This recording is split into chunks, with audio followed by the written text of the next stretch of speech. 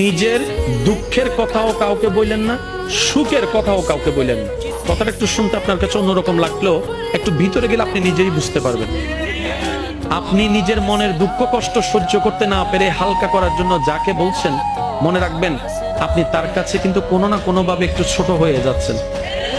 এমনও হতে পারে আপনার বুকের সে কথাগুলা আপনার সামনে অভিনয় করে যে আপনাকে বুঝ দিয়েছে, সে পিছনে আপনার সেই দুঃখের কথা নিয়ে হাসি ঠাট্টা করতেও দ্বিধাবোধ করে না, এমন অনেক মানুষ আছে। আপনি যাকে দুঃখের কথা বলে মনকে হালকা, বন্ধু 10 জন বানাইবেন না, বন্ধু বানাবেন মনের মতন একজন। এই বন্ধুটা যতদিন জিন্দা থাকবে ততদিন তার লগে দোস্তি থাকবে। 12টার সময় ডাক দিয়েছেন, বন্ধু আয় বিপদে পড়ছি। এই বন্ধুরা ঝড় নাই তুফান নাই, সোজা চলে যাবে।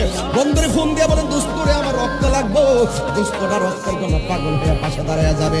এই জন্য হাদিস শরীফের মধ্যে আছে, বাবার বন্ধুদের সঙ্গে সন্তানরা যেন ভালো ব্যবহার করে।